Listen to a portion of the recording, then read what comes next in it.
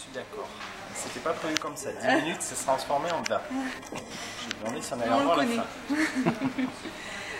Bon, c'est bon? Est-ce que vous pouvez vous présenter d'abord?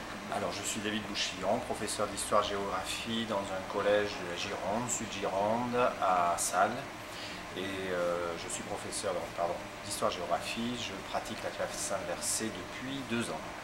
Alors, qu'est-ce que c'est, classe inversée? Qu'est-ce qu'on entend La classe inversée, c'est simplement, le concept est assez simple, il s'agit de renverser la classe traditionnelle, cette classe qui fait le cours en classe et les exercices d'application à la maison. On inverse la chose, on fait le cours à la maison et des exercices en classe, avec la petite subtilité qu'il ne s'agit pas de faire tout le cours, mais d'introduire la notion dans le but de ensuite mettre les élèves en activité en classe.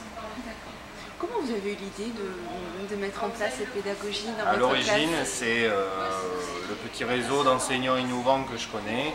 Et puis il y en a un jour qui dit « je vais flipper ma classe ». Ça m'a intéressé, je me suis renseigné et puis j'ai trouvé ça génial.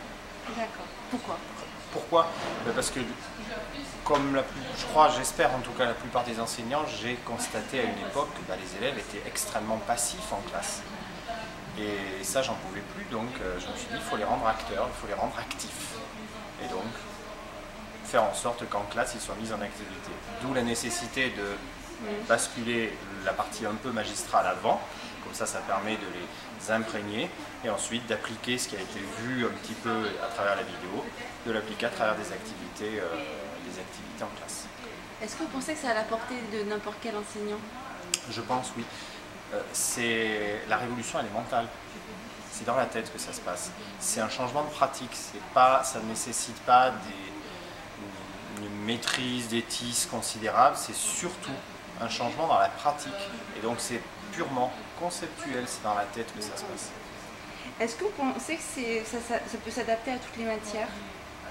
Alors je pense que ça peut s'adapter à de très nombreuses matières. J'ai peut-être un doute sur les langues, parce qu'il y a un caractère un peu improvisé, ça dépend un peu des réponses des élèves, mais ne maîtrisant pas le domaine, je ne peux pas juger. Pour toutes les autres, ça peut s'adapter.